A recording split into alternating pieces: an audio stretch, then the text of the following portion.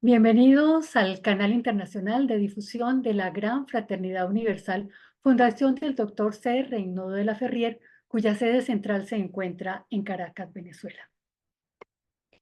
La búsqueda espiritual del ser humano tiene como esencia el conocimiento y la realización de la naturaleza superior de sí mismo. Para comprender este mecanismo interior, hoy abordaremos el tema Antakarana, las cuatro funciones de la conciencia. Al respecto podemos decir que todo individuo es una pequeña partícula de Dios recubierta por tres cuerpos: el causal, el astral y el físico. Lo que hace que el individuo se sienta o se perciba como algo distinto de Dios es el recubrimiento que le genera el órgano interno. Este órgano está constituido de mente, conciencia, intelecto y ego, que son los que generan la sensación de separación de la propia esencia divina. Para esta exposición nos acompaña desde Colombia el Swami Atmanand, de nacionalidad venezolana, quien es un gurú o guía espiritual de la filosofía hindú Advaita Vedanta y quien inició su sendero espiritual a la temprana edad de 5 años y medio. Fue gracias al contacto con sus dos grandes maestros que logró experimentar su propia naturaleza, producto de su disciplina espiritual, lo que hoy en día le hace un hombre feliz. La misión de un gurú fidedigno es servir de puente entre la divinidad y el mundo material para que cualquier individuo pueda alcanzar su autorrealización. Swami Atmanand, bienvenido a Estudio. Tiene usted la palabra. Muchas gracias, Patricia. Buenas noches a todos. Espero que se encuentren muy bien. Sí, como lo dijo muy bien Patricia.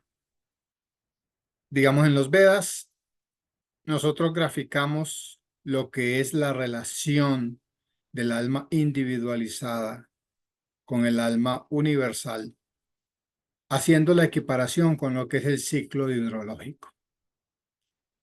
El grueso o la fuente primordial de toda agua que hay en la tierra es el océano, el mar.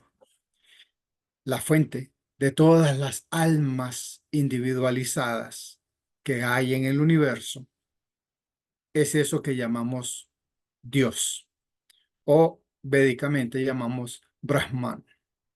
¿Ok?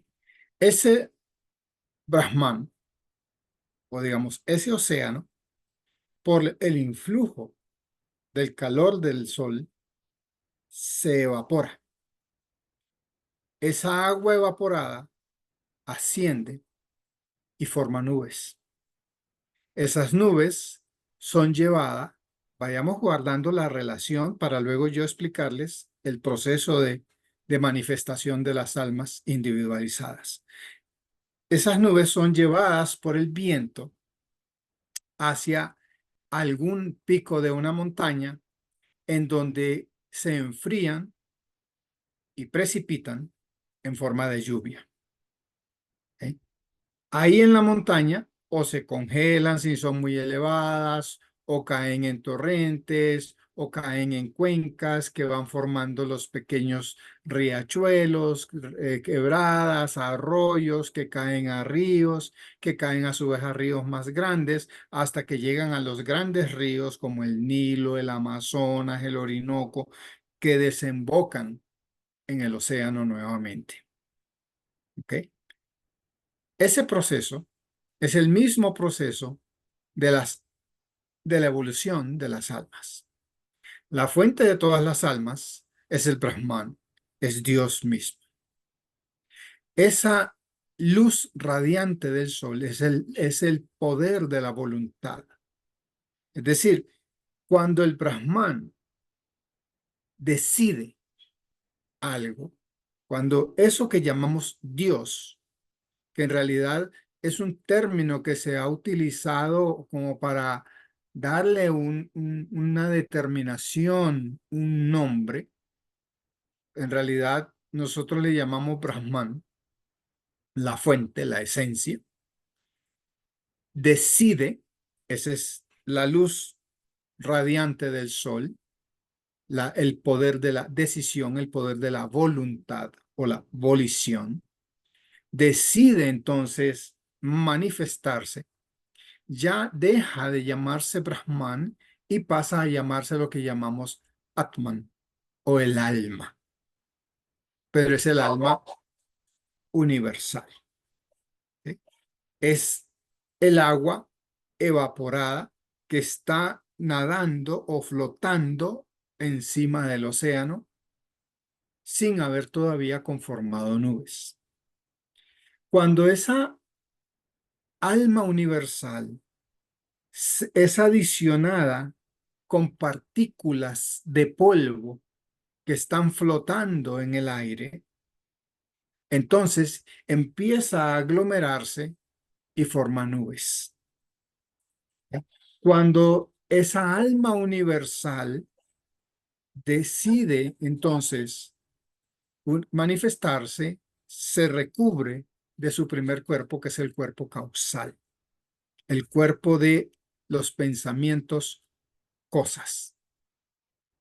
Tomó la determinación de manifestarse y entonces ahora es el Atman. Ese Atman, cuando es adosado a karma, a la acción, entonces ahora empieza a formar las nubes. A través del proceso de la ley de acción y reacción, es decir, a través del proceso de yo generar acciones por causa de los deseos, entro en el plano astral, que es donde está lo que se llama el espíritu. Ya no es el alma, ahora hay un cuerpo más denso, que es el espíritu. ¿Sí?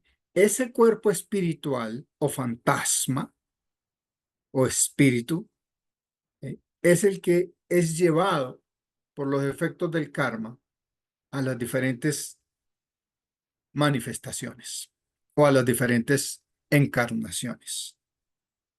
Cuando esa nube se condensa y precipita en lluvia y se forma una quebrada, un arroyo, etcétera, ahí es la encarnación del cuerpo físico. Esa gota que está en esas encarnaciones puede que se evapore nuevamente, puede que sea absorbida por la tierra, es decir, ocurre toda una serie de interacciones llevada por el karma que esa alma ahora individualizada debe recorrer hasta que entra en contacto con algún gran torrente, algún gran río, algún grande gurú o maestro, que le permite entonces, a través de ese puente que es ese gurú, volver a su propia esencia, que es la fuente, o lo que llamamos Dios. ¿Sí? Ese ciclo se puede volver sumamente largo o puede ser sumamente breve. ¿De qué va a depender? Del karma del individuo. ¿Qué es el karma? El karma no es más que una forma de pensar. Entonces, cuando el individuo ya tiene el cuerpo causal, ya tiene el poder de discernir, pero sobre todo de la conciencia, ya el individuo toma conciencia de que es alguien individualizado. Por eso le llamamos Jivatma, alma individualizada o alma condicionada. Entonces, ahora pasa a la siguiente etapa, que es la formación o el recubrirse del cuerpo astral o espíritu. ¿Sí? En ese cuerpo astral o espíritu existen tres organismos fundamentales, que son el buddhi u órgano interno, o como se le está llamando acá, Antakaran, el órgano de los sentidos, y las chakras y los nadis. Estos tres organismos están contenidos en el cuerpo astral o espíritu o fantasma, que es lo que entra y sale de los diferentes cuerpos físicos. ¿Ok? Ese espíritu es el que podemos desarrollar, es el que debemos transparentar, purificar, depurar a través de un sistema de vida, a través de una alimentación vegetariana, a través de una sadhana espiritual bajo la guía de algún gurú o maestro que nos vaya permitiendo el depurar, sobre todo el órgano interno, el buddhi, que es el que nos va a permitir que la luz interior de esa divinidad que en esencia eres tú, que erróneamente se dice mora en ti, porque en realidad cuando decimos mora en ti nos estamos refiriendo a como que si tú fueras el cuerpo físico o el cuerpo astral, y no eres ni el cuerpo físico, ni eres el cuerpo astral, ni siquiera eres el cuerpo causal. No, tú eres esa alma, ese ser divino del cual naciste, eres chispita de ese océano que se individualizó y entró en condicionamiento. La única manera de que tú vuelvas a despertar a la conciencia de cuál es tu verdadera naturaleza es a través de un proceso de desarrollo del espíritu. Por eso le llamamos desarrollo espiritual, porque lo que se contamina es precisamente ese órgano interno o buddhi, ese órgano de los sentidos y esas chakras y esos nadis son los que se contaminan. Se contaminan, ¿por qué? Por las 6 pasiones, por la lujuria, por la ira, por la codicia, por el apego, por la vanidad y por el orgullo, que son las 6 pasiones básicas que generan todas las otras. La tristeza, la angustia, la alegría, la felicidad, el regocijo, todas las otras emociones son generadas a partir de estas 6 pasiones. Cuando tú sientes que tú eres algo distinto de la divinidad, ese es precisamente tu órgano interno, tu buddhi, el que está contaminado, el que está tergiversando la percepción real. Entonces, por esa razón, entramos en un proceso de desarrollo espiritual para depurar nadis, para iluminar chakras, para purificar o refinar el intelecto, para controlar la mente, para transparentar el ego.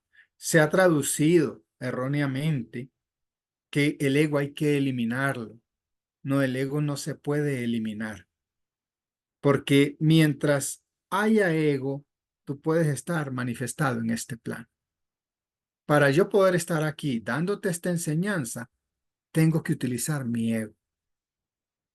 Porque si yo no utilizara mi ego, no podrías tú percibirme.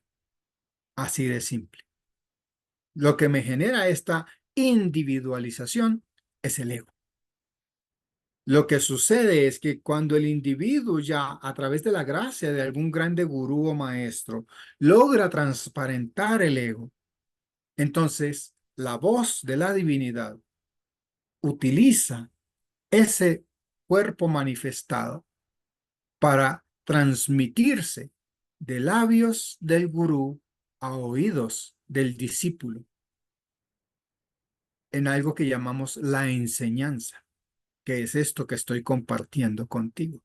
Esta enseñanza lo que va a hacer es entrar a través de tus oídos, resonar en tu mente y enraizar en tu corazón para develar o desvelar el conocimiento que eres tú. Eso que llamamos el Brahman no es más que una masa compacta de conocimiento, de energía y de gozo. En eso, tú y yo no tenemos ninguna diferencia. Yo soy tan masa compacta de energía, de conocimiento y de gozo como lo eres tú. La única diferencia entre tú y yo es que yo ya me di cuenta y tú todavía no te has dado cuenta de eso. Por eso, cuando el individuo está en esa etapa es que necesita algún gurú o maestro que le tome y empiece a enseñarle, ¿eh? La enseñanza, porque el gurú no puede darte conocimiento. Tú eres el conocimiento. Tú lo que vas a hacer es rememorar tu naturaleza, reencontrarte con tu propia naturaleza a través del proceso de depuración de tu mente, de control de tu mente, de depuración de tu intelecto, de transparentación de tu ego, para que entonces la luz prístina de la conciencia, que es lo más cercano a ti, que eres el alma, el Atman, brille y puede entonces convertirse ese conocimiento, ese gozo, esa energía en enseñanza que se transmite de labios del gurú a oídos del discípulo, para que de esa manera, resonando en la mente y el corazón del discípulo, él entre en su proceso de desarrollo espiritual y se encuentre a sí mismo nuevamente. Entonces, este órgano interno, o buddhi, o antakaran, ¿sí? Es un órgano mutante y es sobre el cual vamos a hablar hoy. No vamos a hablar tanto ni de las chakras ni del órgano de los sentidos, sino vamos a enfocarnos más que todo en el buddhi u órgano interno. Es un órgano mutante que tiene 4 funciones. La primera es la mente, la segunda es el intelecto, la tercera es el ego y la cuarta es la conciencia. La mente lo único que hace es pensar, pero ella no piensa en palabras, sino en imágenes, y de hecho, la verdad es que ni siquiera piensa en imágenes, sino que piensa en hormonas. ¿Sí? La mente reacciona a los estímulos que entran a través del órgano de los sentidos. ¿Sí? Desde el punto de vista filosófico vedántico, son 10 los sentidos, 5 de percepción y 5 de acción. Los 5 sentidos de percepción están en todo momento proyectados hacia afuera, que son la vista, el gusto, el tacto, el olfato y el oído. Ellos reciben los estímulos externos, estimulan a la mente entonces entra en funcionamiento en el cerebro y suelta hormonas. Esas hormonas que el cerebro secreta o segrega son las que generan las imágenes que se plasman en la mente. Cuando la mente ha sido estimulada con la intensidad suficiente, lo cual ocurre en el cerebro reptiliano, entonces esa estimulación ahora pasa a ser procesada en el intelecto. Es decir, ahora el órgano interno que estaba como mente muta hacia intelecto. La función del intelecto es discernir, decidir. ¿Cuál es el problema? El problema está en que eso ocurre en el cerebro límbico. El funcionamiento del intelecto está en el cerebro límbico. Pero para poder pasar el jugo de hormonas o los estímulos del cerebro reptiliano al límbico, tiene que pasar por el neocórtex. ¿Ok? El neocórtex es lo que en los Vedas llamamos el samsara, el océano de las emociones. Entonces, para poder pasar ahí, el estímulo queda automáticamente contaminado por las emociones. Y cuando eso llega al intelecto, ya eso viene totalmente colorado, colorizado, tinturado, como quieras llamarlo, por las emociones.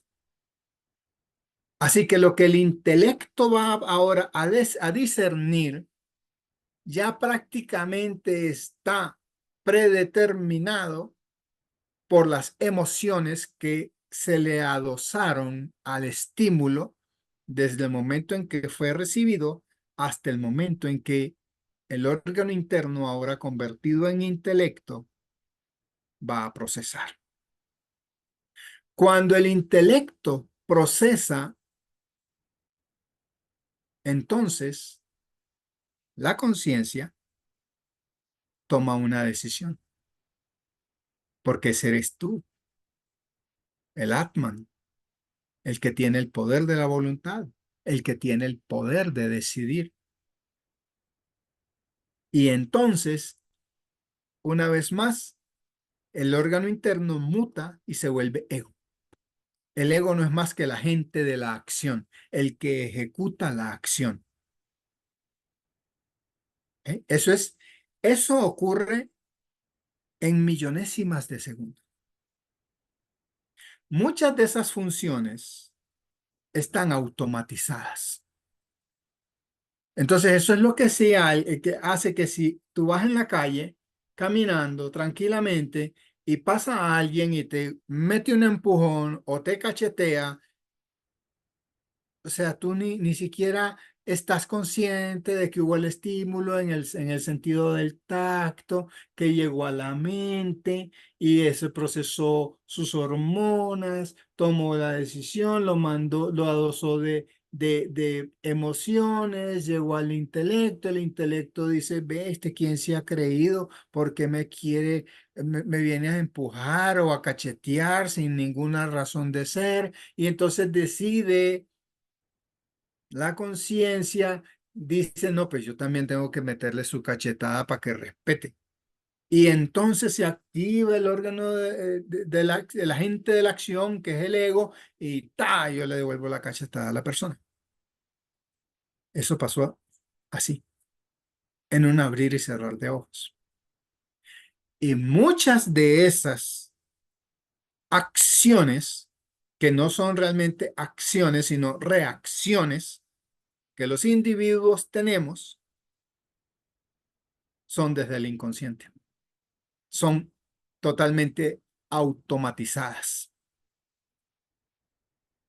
Y ahí estamos actuando bajo una de las tres cualidades de la materia, que es la desidia, la inercia. ¿Ok? Cuando vivimos de esa manera, estamos atrapados por el samsara, por el océano de las emociones. Porque es muy rara la ocasión en la que recibimos el estímulo y en vez de activar, en vez de hacer pasar de la mente al intelecto, frenar ese proceso y llevarlo a conciencia, a chit, y desde la conciencia procesar aquello, como la gran mayoría no hacemos eso, vamos por la vida dando tumbos, repitiendo patrones, metiéndonos en problemas constantemente, sin siquiera entender ni siquiera cómo llegamos ahí. Porque estamos tan obnubilados, tan obcecados, tan dominados por este órgano interno, que toda luz de la divinidad que eres tú en esencia queda completamente velada por todo este actuar de este órgano interno. Y entonces el grueso de los individuos van por la vida como animalitos salvajes, recibiendo estímulos, contaminándolos de emociones y reaccionando. Recibo estímulo, caigo en el océano de las emociones y reacciono. Recibo estímulo, caigo en el océano de las emociones y reacciono. Y entonces empieza esa sensación de ahogo, de sofoco en el que vive mucha gente porque no entienden, Dios mío, o sea, cómo es este mundo. Y entonces empezamos a buscar explicaciones en fuerzas externas, fuerzas de terceros, que hay una predestinación, que hay un karma, y entregamos ese poder supremo que todos tenemos, que es el poder de la volición, que es el poder de la voluntad, a terceros. Y entonces determinamos que si yo voy entrando a la oficina y entrando a la oficina está el que me cae mal, ya se me dañó el día. Esa persona me lo dañó. Empodero a aquel a que sea capaz de generar en mí unas situaciones que ni yo mismo quiero. Pero cuando tomo conciencia, me doy cuenta que realmente el que generó aquello fui yo mismo. Y tan es así que hablamos y cuando hablamos ni siquiera nos estamos dando cuenta de qué es lo que estamos diciendo. ¿A qué me refiero con esto? Que llega alguien y te dice, no, es que tengo un problema con fulano. Y cuando él está diciendo eso, lo que está diciendo realmente es que él tiene el problema, no fulano. Él es el que lo tiene. Pero cuando él te lo está diciendo, lo que su mente está procesando es que por causa de fulano, ahora yo tengo este problema. ¿Sí ven? Proyectamos, porque caemos víctimas del órgano de los sentidos que está siempre proyectado hacia afuera. Entonces yo proyecto la responsabilidad de aquella situación a un tercero, como que yo fuera simplemente un sentido más. No me doy cuenta que en realidad el control de la situación está en mí. Ahí es donde entra el proceso de desarrollo espiritual. Cuando el individuo, mediante la gracia de algún grande gurú o maestro y la técnica adecuada de desarrollo espiritual, de purificación de su cuerpo, de depuración de las nadis, de una alimentación vegetariana, de un sistema de respiración, de una serie de ejercicios físicos que le vayan tonificando el cuerpo y le vayan dando control sobre la mente, porque el primer elemento de esos cuatro componentes del Antakaran, sobre el cual yo puedo ejercer más rápidamente el control, es la mente. Entonces, cuando yo empiezo a que llegó el estímulo y no lo mando inmediatamente a que se vaya al intelecto pasando por el océano de las emociones, sino que lo recibo y lo detengo y digo, hey, entra la conciencia, entro yo, chit, hey, para ahí. ¿Esto qué? ¿Quiero procesarlo? ¿No quiero procesarlo? Y entonces voy generando nuevos surcos, nuevos hábitos, nuevas conductas que me van permitiendo el ir solventando todas aquellas situaciones que antes me agobiaban, me desesperaban, me estresaban, me angustiaban, porque ahora actúo más desde la conciencia. De la práctica reiterada del control de la mente, de ese filtrar lo que entró a la mente y pasarlo por la conciencia antes de mandarlo al intelecto para que se tome una decisión y entonces proceda a actuar. E incluso cuando tomé la decisión desde el intelecto, poder desde la conciencia nuevamente procesar y decir cuál es la acción más adecuada en este momento. Y entonces yo, la conciencia, nuevamente tomo ahora el agente de la acción al ego y ejecuto una acción desde la conciencia, los resultados comienzan a ser muy diferentes y milagrosos. Pero tengo que hacer ese proceso. Si yo no hago ese proceso de sentarme, de hacer un ejercicio físico, de control del cuerpo, de control de la respiración, de control de la mente, de ejercer mi poder de voluntad en todo momento, guiado por un gurú fidedigno que haya hecho ese proceso bajo la guía de otro gurú fidedigno. Y esa es la importancia del parampara o la sucesión gurú-discípulos, y yo recibir la enseñanza directa de labios de mi gurú y poner en práctica aquella enseñanza para yo hacer ese proceso de transparentación de mi ego, de que mi ego no sea aquel vehículo que me avasalla, que me envuelve, que me revuelca, que me hace reaccionar, sino que ahora yo en todo momento estoy llevando aquello desde mi poder de control. Entonces llega el momento en que la mente controlada, el ego purificado, el intelecto purificado y el ego transparentado me permiten entonces manifestar mi verdadera naturaleza. En ese momento, tú vas a saber que has logrado eso, porque tendrás personas que se están rindiendo a tus pies y te están diciendo, gurú, gurú.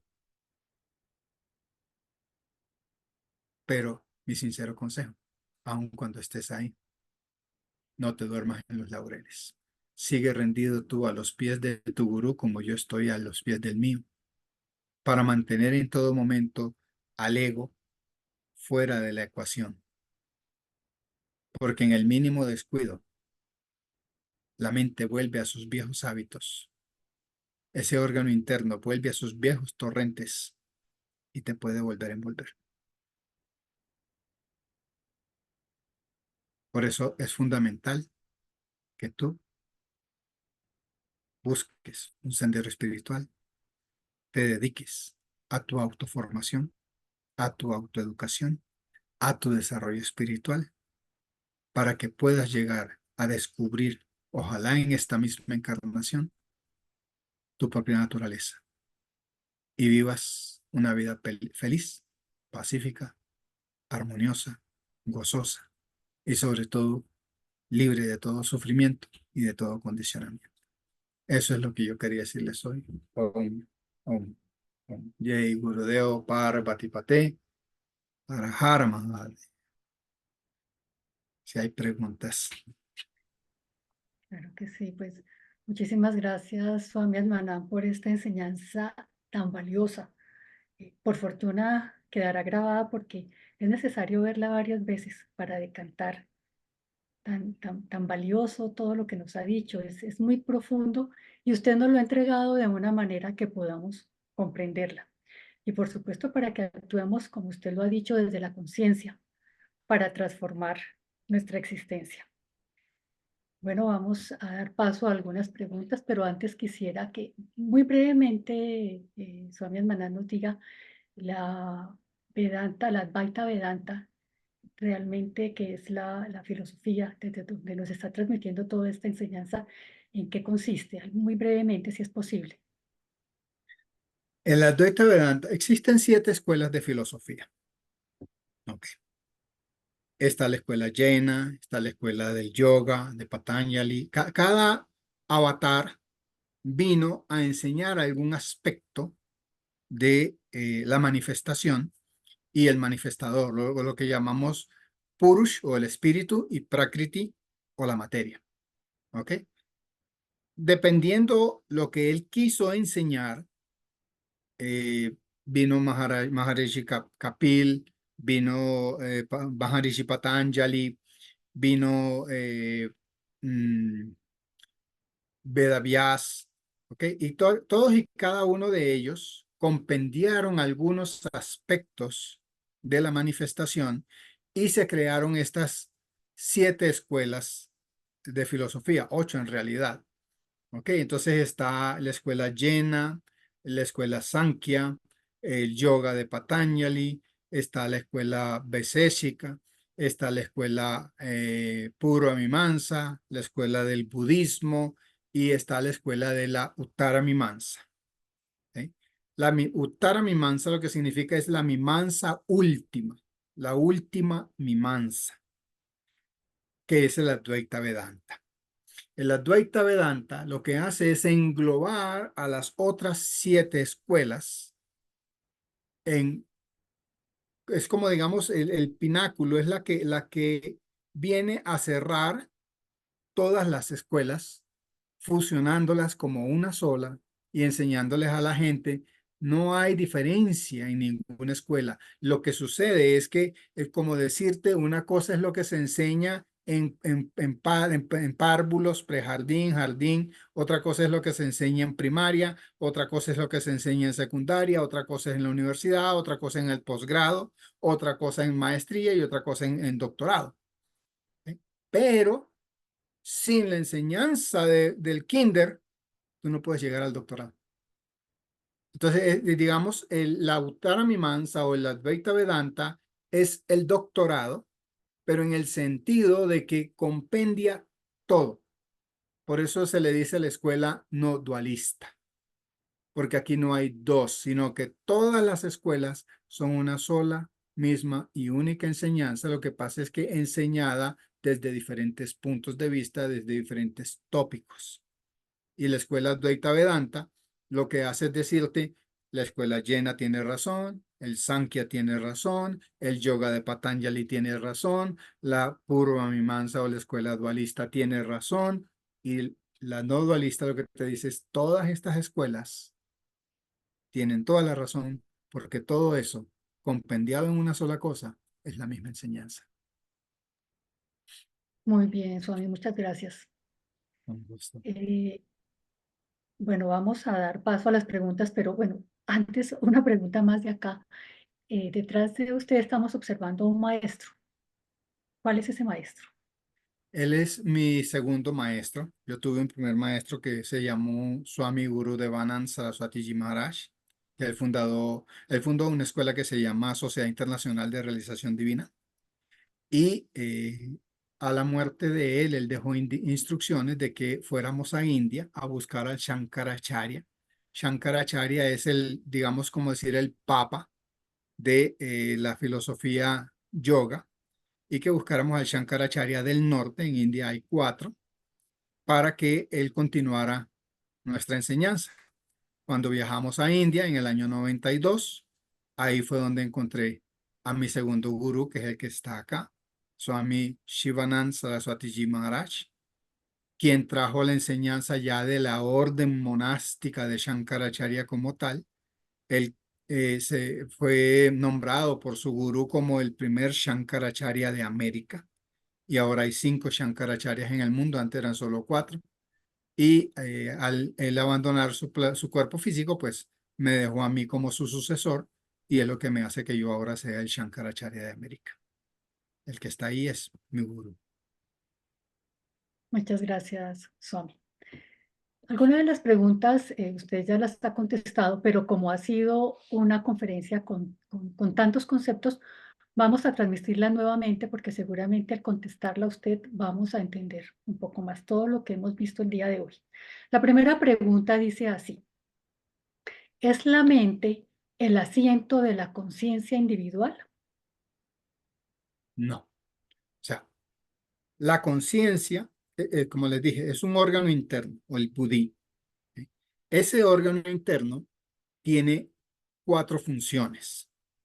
La primera, la más importante, la más cercana a ti, como el Atman que eres, es la conciencia. ¿Ok? De la conciencia se derivan la mente, el intelecto y el ego. Pero quien está por encima de todos ellos es la conciencia. no la mente. ¿Sí? La mente es algo que está supeditado a la conciencia y no al revés. Muy bien, gracias. ¿La mente por sí misma no posee actividad consciente? No. La que le imprime actividad es la conciencia. Por eso mismo dice actividad consciente. ¿Sí? La que le imprime actividad a la mente es la conciencia. Sin la conciencia, la mente es simplemente un despojo. La conciencia es la que le permite a la mente tener esa brillantez y esa como vivacidad, esa manifestación de estar viva. Pero lo que le imprime esa sensación de vida a la mente es la conciencia. La conciencia es, digamos, el primer recubrimiento que es el alma asume para poder entrar al campo manifestado. Perfecto. Siguiente pregunta. ¿Es la función búdica un reflejo de la actividad consciente no dual? Sí. O sea, como les decía, el Brahman, que es la conciencia no dual, es el absoluto, decide a través del poder de su voluntad manifestarse y ahí, por el poder de la voluntad, digamos, donde genera el cuerpo causal, que es el primer cuerpo que existe, el cuerpo de la voluntad, de la decisión, y se vuelve entonces ya no es Brahman, sino que ahora le llamamos Atman. O sea, ya no es el sustrato, ya no es la base, sino que ahora es el alma, pero no el alma individualizada, sino el universal.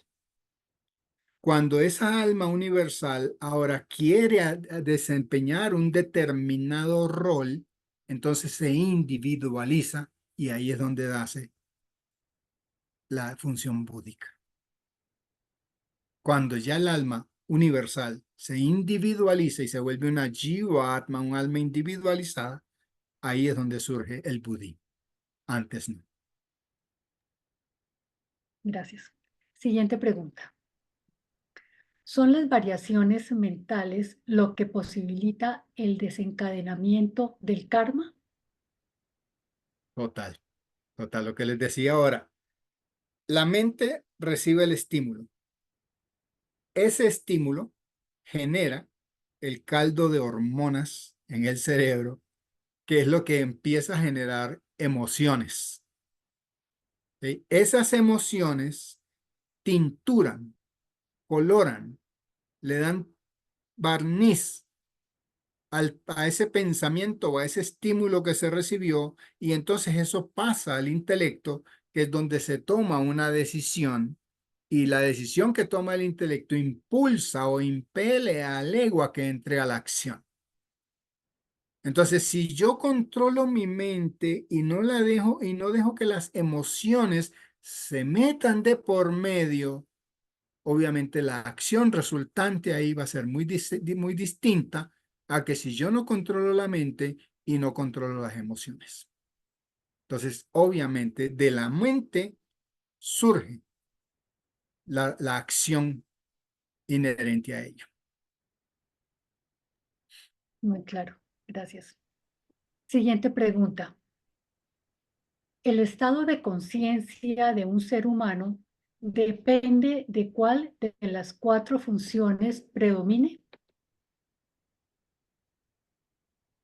No, el estado de conciencia del individuo, digamos, la conciencia como tal está conectada directamente al alma y por consiguiente la conciencia no se ve afectada. Lo que hace que nosotros desde fuera veamos que alguien es más consciente o menos consciente es qué tan purificado o qué tanto desarrollo espiritual tiene ese individuo. Si él ha controlado su mente, si él ha depurado su intelecto, si él ha transparentado su ego, entonces nos va a mostrar un mayor nivel de conciencia. Pero no es que tenga más nivel de conciencia que el otro, porque en esencia todos somos idénticos. Lo que permite el desarrollo espiritual es manifestar un mayor grado o nivel de conciencia o un menor grado o nivel de conciencia.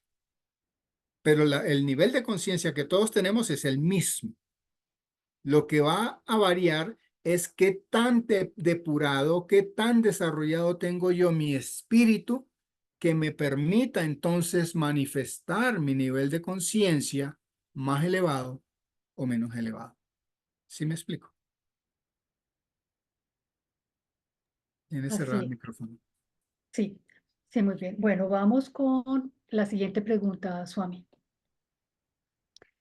El estado de conciencia, perdón, esta ya la habíamos leído. Vamos con la siguiente. ¿Podemos establecer alguna relación entre este mecanismo interno y los estados de vigilia y sueño? Sí, claro. Es decir, en el estado existen 4 estados de la conciencia, pero se llaman estados de la conciencia, ¿ok? Que son vigilia, sueño, sueño profundo y vigilia durante el sueño, ¿ok? En la vigilia, todos los componentes, de hecho, los tres, ego, intelecto y mente, están más activos que la conciencia misma. En el estado de sueño, ¿ok? El ego está más apaciguado, pero lo que es mente e intelecto están súper estimulados y por eso tenemos los sueños y los sueños y los sueños y hacemos una cosa y volamos y nadamos y vamos y venimos y yo estoy encarnado como hombre y me veo como mujer o me veo como un negrito por allá en África y yo digo, era un negro, pero era yo". ¿Mm? Están los dos estimulados. Cuando entramos en swapna o en sueño profundo, solo queda la conciencia. Ahí se apagaron por completo el ego, la mente y el intelecto. Solo queda la conciencia, por eso no hay un estado de conciencia y es como cuando le dicen a uno, ¿escuchaste el tiroteo que hubo afuera o sentiste el temblor que hubo? Y uno dice, estaba profundo, ni cuenta me di". Porque ahí queda la conciencia en su estado sutil. Ahora, existe un cuarto estado, que es la vigilia durante el reposo, que se logra en los estados meditativos profundos, en lo que llamamos el samadhi o enfoque concentrado.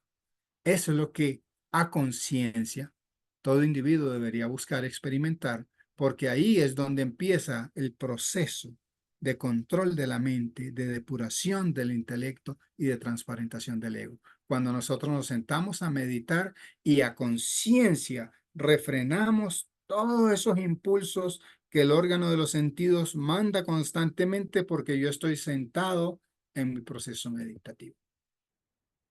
Ahí empiezo a depurar todo. Así es, Swami, y es un trabajo permanente porque cuando estamos meditando y lo hacemos tranquilamente, recordamos esos momentos impulsivos que hemos tenido y nos proponemos que la siguiente vez no será igual. Y llega esa siguiente vez y es igual porque ese cerebro límbico, ese cerebro animal nos gana. Entonces hay que estarlo repitiendo y repitiendo y como usted dice, transparentarlo. Es Por eso se requiere de la gracia de algún grande gurú o maestro que lo lleve a uno poco a poco en ese proceso. De lo así es, contrario, es bastante complicado. sí. No imposible, pero es un trabajo constante, permanente y sobre todo consciente. Vamos con la siguiente Se te pregunta, cortó la Swami. señal. No sé si fue a Cuando mí. sea Cuando se ha realizado el sí mismo, ya no existe el conocimiento, sino unidad.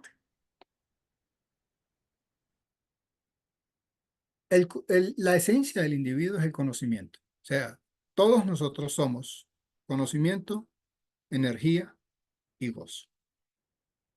Todos, sin excepción. ¿Ok?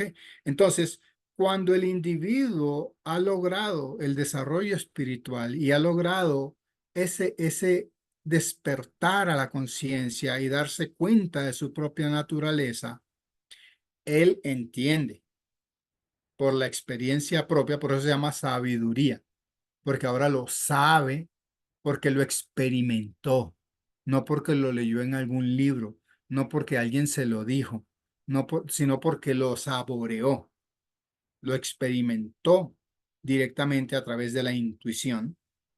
Y entonces él ya sabe que no hay ninguna diferencia, pero como la otra persona todavía no se ha dado cuenta, la enseñanza tiene que existir para poder que el otro vuelva a su conocimiento, despierte en sí el conocimiento, o como se dice, haga que la luz de la sabiduría se eleve por encima del horizonte, porque el conocimiento es autorrevelado. O sea, tú tienes tu naturaleza, Patricia.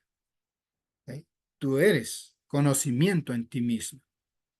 Yo como gurú lo único que puedo hacer es darte la enseñanza para que tú vuelvas los ojos hacia ti y te des cuenta, ah, yo soy esto. Y eso es el trabajo que hace un gurú. No es agarrar al discípulo y manejarlo y manipularlo y no. Es llevarlo en su propio proceso de autodescubrimiento para que el conocimiento que es el individuo mismo le sea revelado.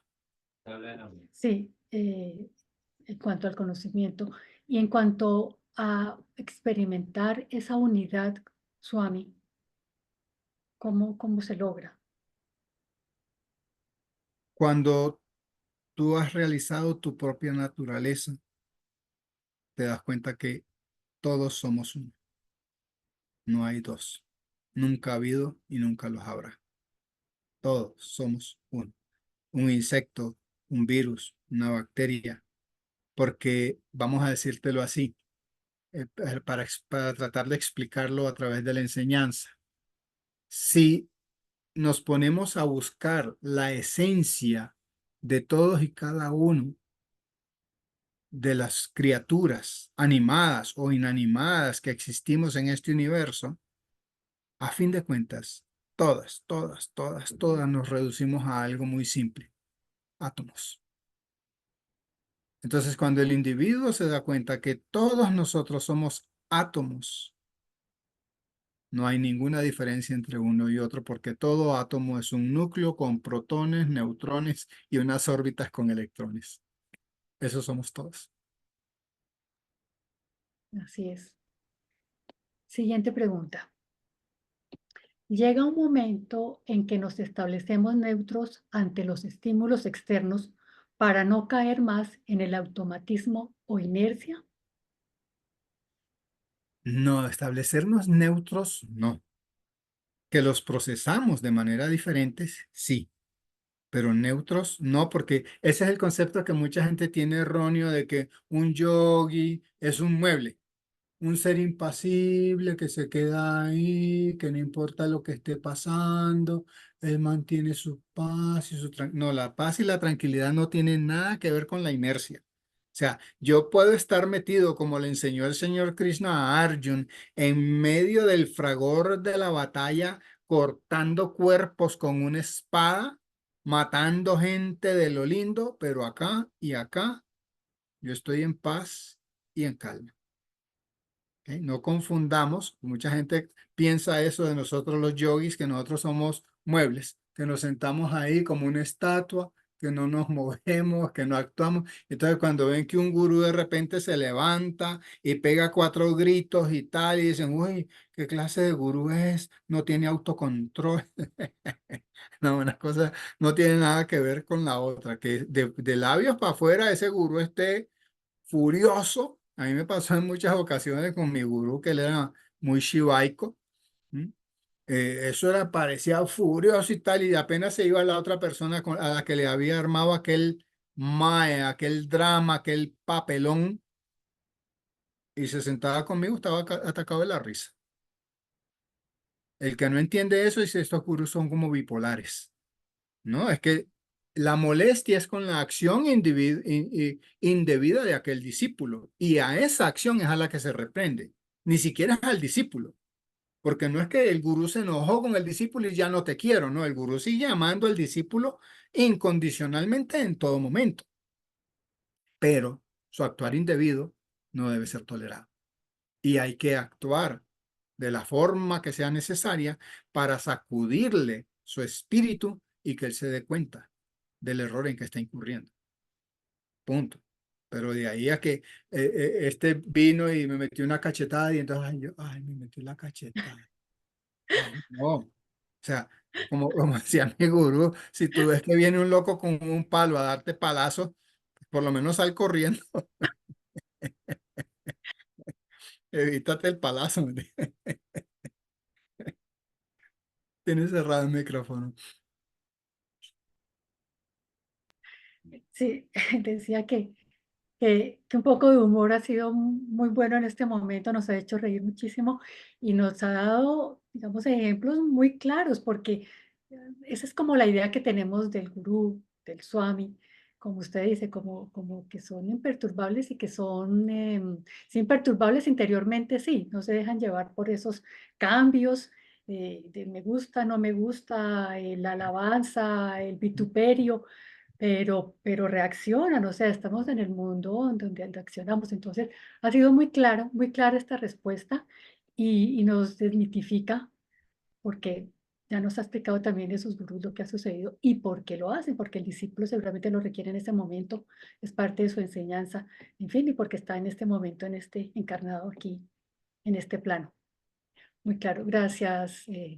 Seguimos con la sonrisa para las siguientes preguntas. Dice, algunos gurús hablan de la autoindagación para realizar el sí mismo. ¿Qué nos puede decir al respecto? Eso es fundamental. O sea, mi gurú en su forma de Adi Shankaracharya lo dijo claramente. ¿Qué es la devoción? La devoción es el estudio concienzudo de la propia naturaleza. ¿Ok? ¿Qué es el estudio concienzudo? Tengo un dinero en un banco, llega alguien por medios truculentos y me roba ese dinero. ¿Ok? ¡Wow! La mente empieza inmediatamente a decir, "Ay, y si yo dejo que las emociones se metan ahí, capaz que hasta termino matando al otro, como hacen muchas personas, ¿ok? Ahí debe entrar la devoción. O sea, ¿cuál es mi propia naturaleza? Yo soy ese cúmulo de conocimiento, de energía, de gozo. Ok, ese dinero que este se robó, ¿en qué me perjudica? A mí. O sea, ese dinero que me robaron me va a impedir conseguir comida. No, porque conseguir comida no depende de ese dinero. ¿Me va a robar mi felicidad? Si yo lo permito, sí, pero de lo contrario, no. ¿Sí? Entonces, ahí es donde busco mi propia naturaleza. Mi naturaleza es energía, es conocimiento y es gozo. Me robaron 50 millones de pesos. Ok, ¿eso qué energía me resta? ¿Qué conocimiento me quita? ¿Qué gozo me roba? O sea que a mí realmente no me han hecho nada. Bajo ese proceso, yo me relajo rápido, quito el rencor, quito la rabia y más bien me vuelvo proactivo y genero otros 50 millones de pesos con mi actividad laboral. Y ya. Mientras, pues voy allá, pongo la denuncia, que la policía investigue y si logran rescatarme algo de eso, bien. Y si no, pues estaba en el karma que se perdiera. Más bien yo, en vez de seguir peleando por aquello, me pongo proactivo a generar otra vez 50 millones de pesos y se acabó el problema. Esa es la idea del autoestudio. Y es Así, fundamental para que tú vivas una vida feliz, exitosa, armoniosa y pacífica. así es. Gracias, Swami. Aquí hay una pregunta que tal vez pide que se aclare algo que yo comenté y no era tan acertado el comentario, porque dije que el maestro, el gurú, reaccionaba. Y realmente con esta pregunta nos va a aclarar porque él no reacciona, sino que responde. Él dice, ¿un ser autorrealizado reacciona o responde? Pues se ha dicho que el que reacciona es el ego. Tú lo has dicho, tú lo has dicho, exactamente. O sea, un gurú, un ser autorrealizado, responde, actúa, no reacciona. ¿Por qué? Porque él en todo momento trabaja desde la conciencia. Y mira cómo es el proceso del manejo de un gurú. O sea, yo trabajo hasta encontrar un punto de reacción de mi mente que en mi discernimiento es adecuado. Y entonces digo, esa respuesta ante este estímulo me gusta, queda, imprímelo. Y se imprime entonces en la mente esa respuesta. Hasta que en algún momento dado viene el estímulo y yo quiero evaluar si esa respuesta todavía es válida. Y entonces paro la respuesta automática y vuelvo y la proceso y vuelvo y la ensayo y la lanzo al campo de las acciones y veo si el resultado me sigue gustando. Si el resultado de esa respuesta que antes yo daba ahora no me gusta, la modifico otra vez.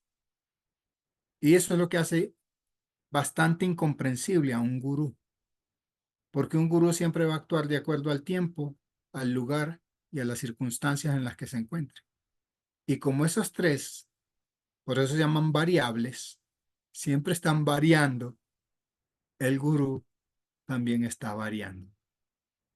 Así como el universo evoluciona, un gurú autorrealizado está constantemente evolucionando también. Y por eso tú dices, ay, pero este gurú antes hubiera hecho esto, ¿por qué no lo hizo ahora? Si él antes hacía eso, porque ya las cosas cambiaron. Y él evolucionó con el cambio. Importante esta aclaración. Gracias, Swami Atmanan. Vamos a ir con la última pregunta. Dice así. ¿Cuál es la misión de aquel que ya ha despertado aquí en la tierra? La verdad, mantenerse despierto. Inevitablemente va a haber individuos que lo van a observar su actuar y van a querer vivir como él vive. Esos automáticamente lo buscan y empiezan a decirle, maestro, enséñeme. Y él no hace más que estar despierto. Y el otro va aprendiendo cómo despertarse. En realidad, un gurú no tiene que andar haciendo proselitismo, ni buscando discípulos, ni "Ay, yo te enseño". El que anda buscando enseñar todavía no es gurú establecido plenamente en la verdad, porque la verdad tú la tiras y siempre cae parada, sola, se sostiene sola. El mejor, tú vas a conocer la calidad de un gurú, en mi opinión, porque su vida es su evangelio. Su enseñanza es más importante cómo él vive su vida que las palabras que dice. La verdadera enseñanza se transmite a través del ejemplo, no de las palabras. Así es. Bueno, estamos llegando al final de este espacio. Queremos agradecer al Swami Atmanand Sarasvati por su exposición. Finalmente, y muy brevemente, como un resumen pequeñito de una recomendación que nos dé para acercarnos a la realización de esta enseñanza, Swami. Básicamente, el objetivo de estar en un cuerpo físico, encarnados, es encontrarnos a nosotros mismos, encontrar nuestra verdadera esencia. Esa esencia que llámala a Dios, llámala como quieras, que no es más que ese cúmulo de energía, de conocimiento y de gozo que eres tú. O sea, en tu naturaleza está el conocimiento.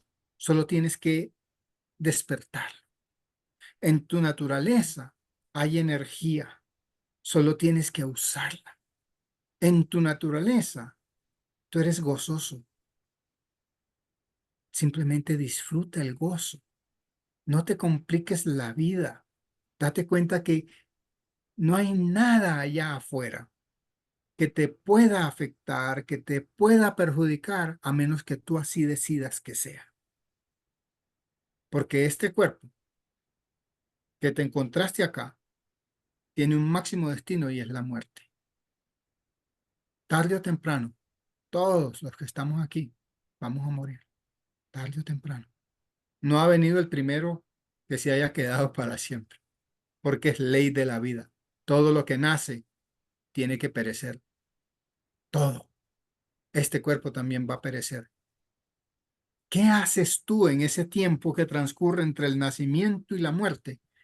Esa es tu responsabilidad.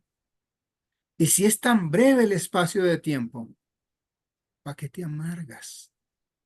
Como decía el Buda, si el problema no tiene solución, ¿para qué te preocupas? Y si el problema tiene solución, entonces ¿para qué te preocupas? Mi gurú siempre decía, enjoy like a hell. Disfruta, disfruta. El disfrute es el gozo. Eso eres tú, el gozo. El conocimiento, descúbrelo. La energía, utilízala. Y tarde o temprano estos cuerpos se van a acabar. Dale buen uso y disfruta este mundo y esta vida. Medita, ora. Si quieres ayunar, ayuna. Si quieres hacer ejercicios, haz ejercicios. Pero que tu paso por este mundo sea enriquecedor para aquellos que lograron tener la misericordia divina de entrar en contacto contigo.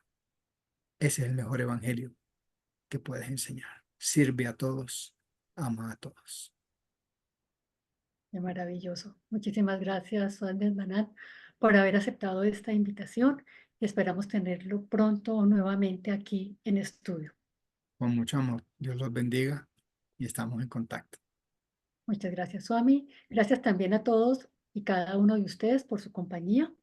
Y los invitamos a suscribirse a nuestro canal, activar la campanita y los esperamos el próximo lunes cuando tendremos otro tema de gran interés. Hasta pronto.